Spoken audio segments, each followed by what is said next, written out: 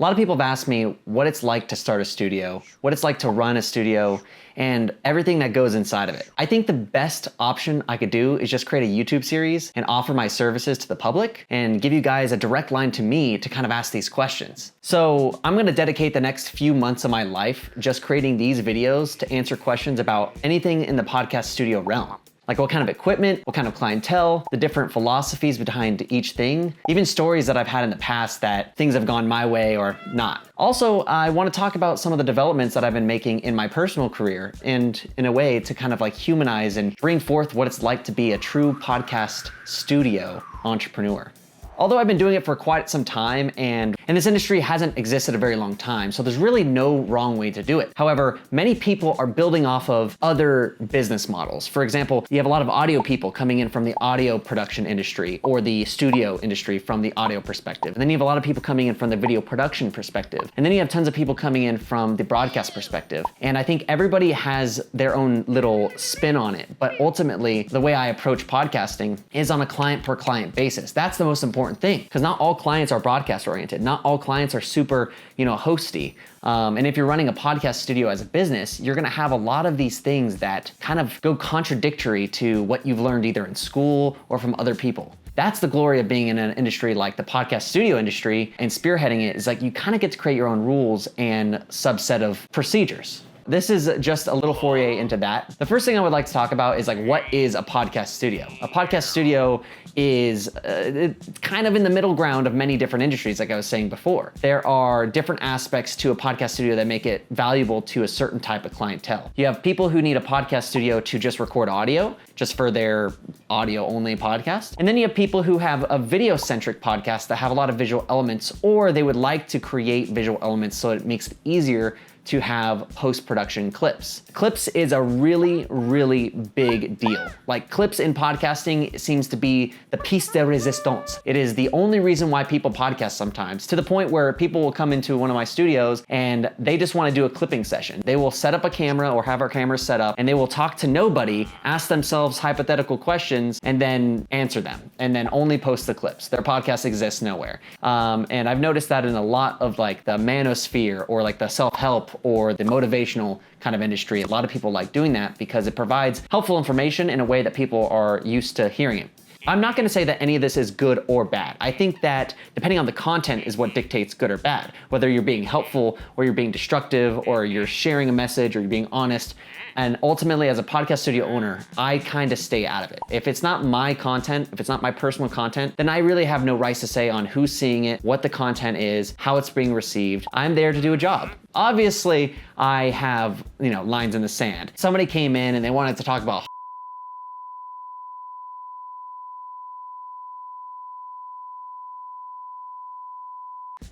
then I would probably put my foot down and be like, hey, you're kind of offending me personally or people that I know, and then I would put a stop to it.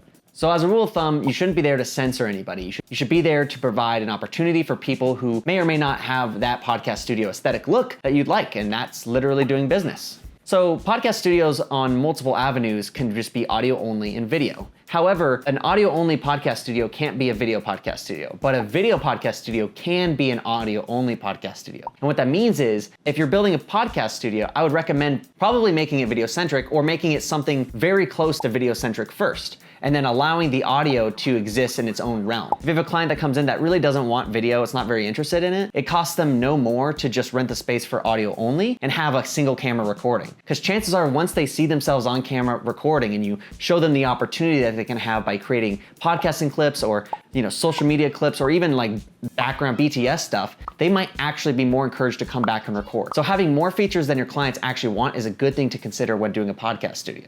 On the video side, you have to ask yourself, there's a lot of different types of podcasters out there. There are people who just speak directly to the camera, to their audience. They just want to have a monologue with them, be really relaxed. Then you have people who, invite a lot of guests on. Their podcast is rarely about themselves, but more about their guests. Then you have podcasts that are form-based. Podcasts that are more interested in the ability to have a conversation and about a topic. So generally with those types of podcasts, you see a host in every seat and they're all co-hosts. They're generally the same people each week and they're a lot more efficient. So these three types of video podcasters are very important to consider when building your studio.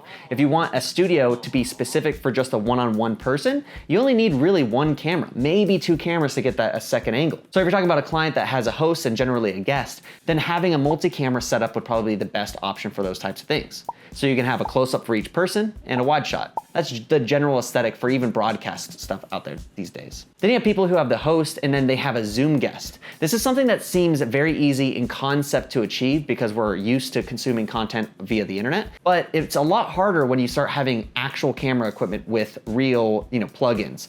Getting a Zoom caller to get put into a video switcher that gets put into an audio mixer that gets distributed so the host can hear them and then the guest on Zoom can hear them gets extremely complicated very quickly.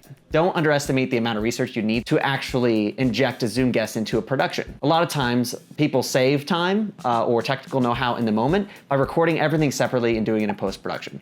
But with multiple types of podcast production studios, you can have multiple different variations where you live cut the video or you record them separately and edit it in post-production.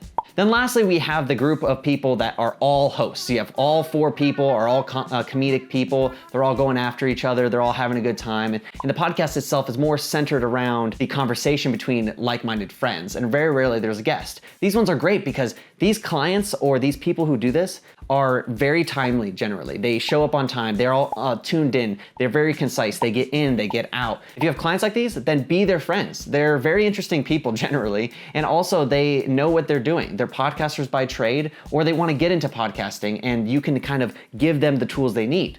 Obviously, I said there's 4 hosts, then you kind of have a technical challenge. You're gonna need a close-up for each person, or you're gonna have to have a wide shot and then be able to cut in between. But ultimately, depending on the setup of your video podcast studio, you can have different kinds of video podcasting. Don't undermine yourself with the amount of equipment you have. Generally with a podcast, if we're talking about the Lord and Savior, Joe Rogan, you have a close-up per person and then you have a wide shot. So in the case of a 4-person podcast, you would need 4 cameras to be a close-up for each person, and then a wide-angle camera to have a wide-angle shot. Obviously in post-production, if you have one giant 4K camera and you shoot each person, you technically can isolate each person and then create virtual cameras so you can switch between. That's very helpful too. However, when you're talking about the viewer's experience or the listener's experience, you kind of have to pay attention to the parts that actually truly matter to the audience members. If you're distracting them with the camera cuts, or if you have too many camera angles for a show that's not needed for that, then you might be overproducing it and take away from what the hosts are trying to do, which is have a conversation.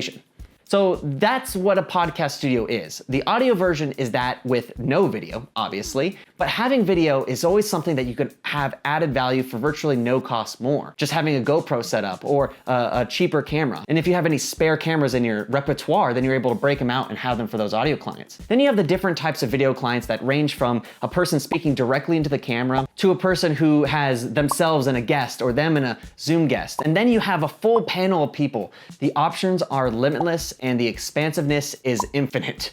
And that's why it's important to always educate yourself and truly understand what the client wants from you so you can be best serving them. Because at the end of the day, you guys are working for each other. They're showing up for you so you can actually present your skills in a meaningful way and you can collaborate together on creating a podcast that both people would like to watch. You're also working for them, so you kind of have to be able to adapt and try to fulfill it. It's really important that the least you say no, the more likely it is that they're to come back.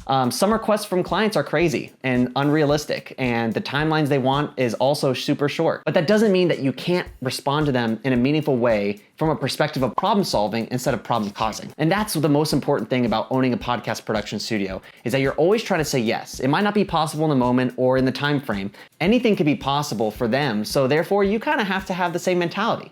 Thank you so much for watching. I know that I'm a little long-winded, but honestly, I'm going off the script here. I have no teleprompter, I have nothing going on. All I'm doing is talking from the heart and directly to you guys. So if you found that this is helpful or that you want more information or you have specific questions about your specific workflow or equipment lists or clients, go to my website, travisflesher.com, and click the Contact Me or the Hire Me section, and we can get together and we can really have a deep conversation about what's most important to you and answer any questions that you may have.